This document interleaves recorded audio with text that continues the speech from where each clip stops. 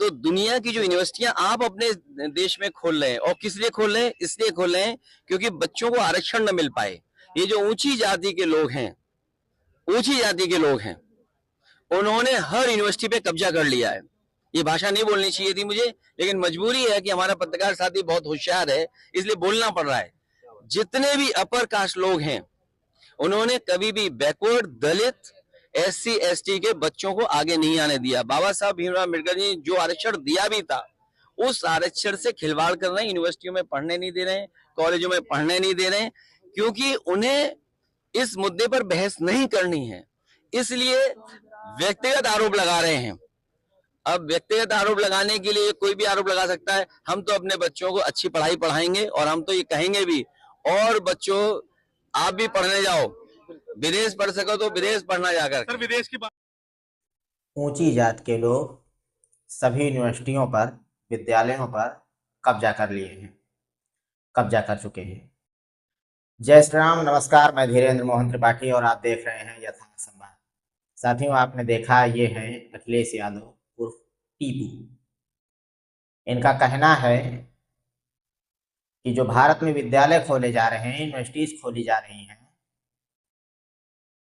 उनमें आरक्षण समाप्त किया जा रहा है और ऊंची जात के लोग सभी विश्वविद्यालयों में, स्कूलों में कब्जा कर लिए हैं।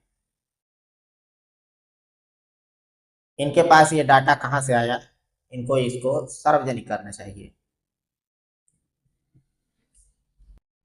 अब साथियों, इनके मुख्यमंत्री ये कैसे बने, इसको भी आप समझ लीजिए।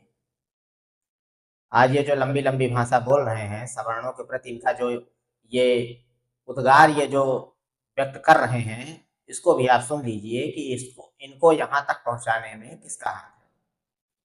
इनके पार्टी में दो लोग थे, एक अमर सिंह और एक जनेश्वर मिश्र।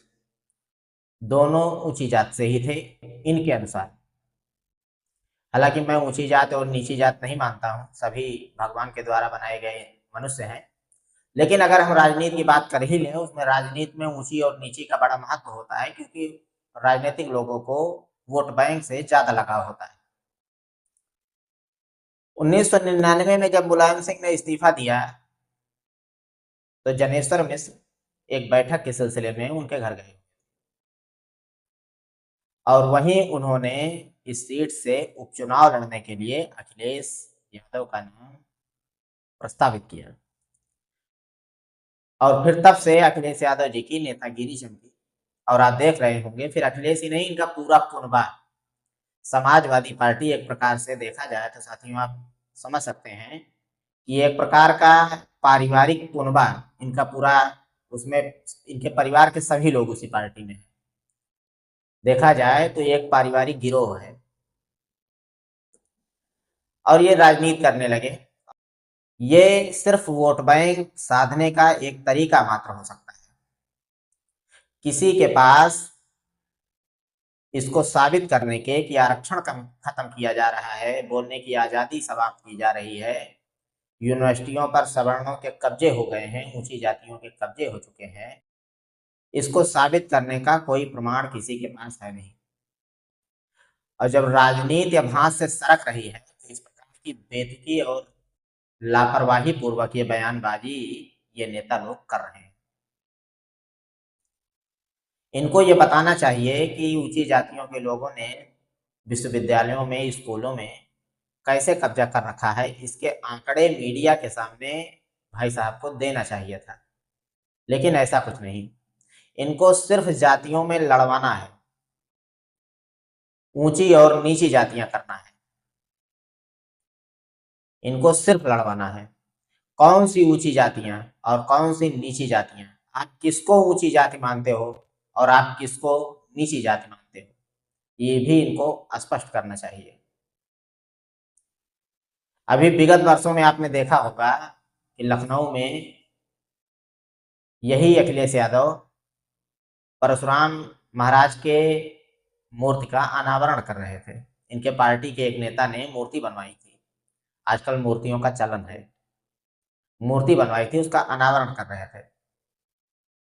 जाहिर सी बात है, किसको साध रहे थे बताने की आवश्यकता आपको नहीं है, ऊंची जात को ही साध रहे थे और ऊंची जात के ही एक खास वर्ग को ये साध रहे थे। ऊंची जात साथियों, मुझे बार बार इसलिए कहना पड़ रहा है क्योंकि नेताओं को ऊंची और नीची जातियां काफी पसंद है, उनको बोलना बहुत पसंद है। हालांकि उनको किसी जाति से कोई मतलब नहीं है, सच्चाई यही है, लेकिन इससे इनका वोट बैंक मजबूत होता है, लिहाजा इनको ऊंची और नीची, ऊंची नीची, अगड़ी पिछड़ी ये इनको करते रहना है।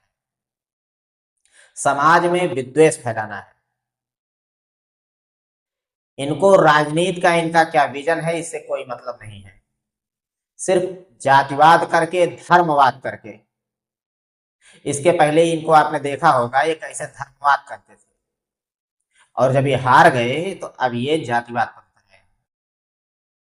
ऊंची जात, नीची जात, इनके पास इस बात का कोई आंकड़ा नहीं कि कहां और किस विश्वविद्यालय में सरकार ने ऊंची जातियों को बैठा दिया, सिवाय आरोप प्रत्यारोप के। आरोप प्रत्यारोप से देश नहीं चलता। आप कुछ लोगों को बेवकूफ बनाकर वोट ले सकते हैं, लेकिन ये परमानेंट व्यवस्था नहीं है। अगर ऐसा हुआ है कि ऊंची जातियों का विश्वविद्यालयों में, अन्य और भी कई जगह पे अगर कब्जा हो चुका है, तो आपको उसे बाकायदा मीडिया के सामने दिखाना चाहिए, कोरी बकवास नहीं करनी चाहिए। और ऊंची जात, नीची जात, ये जातियां किसी की फैलाई हुई नहीं है, इन राजनीतिक पार्टियों की फैलाई हुई चोचले हैं। इससे इनको लाभ होता है। अन्य किसी, और ये सिर्फ हिंदुओं के लिए करते हैं, अन्य किसी धर्म मजहब में, धर्म तो छोड़िए, मैं धर्म मानता ही नहीं हूं, सनातन ही सिर्फ धर्म है, इसके अलावा सभी पंथ हैं, मजहब हैं। अन्य किसी मजहब के लिए इनकी ये भाषा नहीं निकलेगी कि ऊंची या नीची, ये सिर्फ हिंदुओं के लिए निकलती है। ऊंची जातियां, नीची जातियां बांटने का काम यही विपक्ष। इनको यह समझना होगा कि अब सनातन धर्म इस कोरी कल्पना से बाहर निकल रहा है। ऊंची नीची करने से कोई मतलब नहीं निकलेगा। अगर आपको लगता है कि कहीं भेदभाव हुआ है तो उसको आप साबित करिए मीडिया के सामने, सार्वजनिक रूप से। बाकी चिल्लाने से कुछ नहीं होता। मिलते हैं साथियों फिर किसी खबर में। देखते रहिए यथार्थ संवाद। कृपया चैनल को लाइक करें, सब्सक्राइब करें और शेयर करें। नमस्कार, जय श्री राम।